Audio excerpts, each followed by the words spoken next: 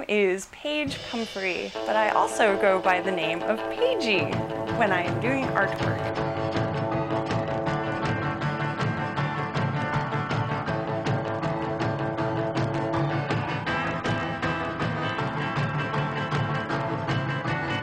I am from a suburb 10 minutes south of Baltimore called Glen Burnie. I currently live in Williamsburg, Brooklyn. I draw primarily pinup girls. I draw a lot of gig posters and band flyers and roller derby posters. I've never wanted to not do art. My penultimate thing that I want to do is be able to draw my own comic book series. I originally wanted to be an animator for Disney, probably up until junior high school. My dad is obsessed with Disney. I think I actually broke his heart into a million pieces when I told him I didn't want to animate for Disney anymore and I wanted to draw comic books. I'm heavily influenced by the works of Tex Avery, who he's an old MGM animator. Everyone's seen a Tex Avery cartoon. He did Red Hot Riding Hood, Swing Shift Cinderella. He did the Screwy Squirrels. Droopy Dog.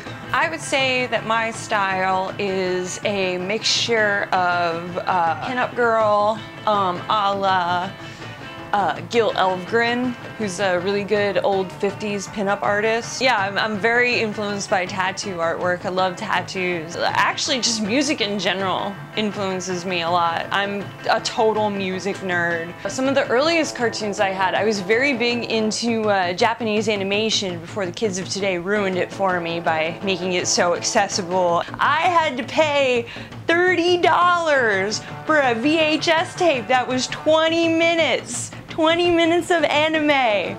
We called it Japanimation back then. I definitely think the turning point in my career was moving to New York City. You can actually do the stuff that I want to do as a job and get paid for it, which is amazing.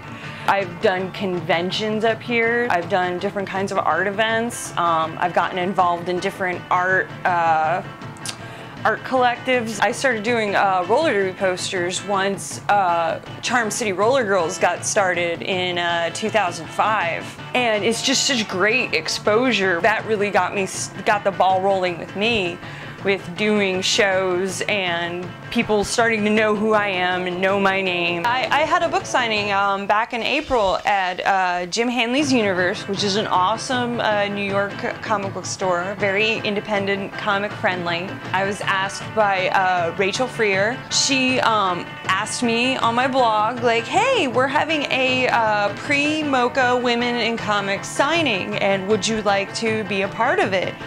And I was like, yes! It's funny, I've been talking to a lot of my friends and it seems like I'm doing everything backwards. I still have yet to do a comic book, but I have a toy out, I did a signing, I won this art battle sort of thing. The Versus Project Live, which was this battle between 4 artists.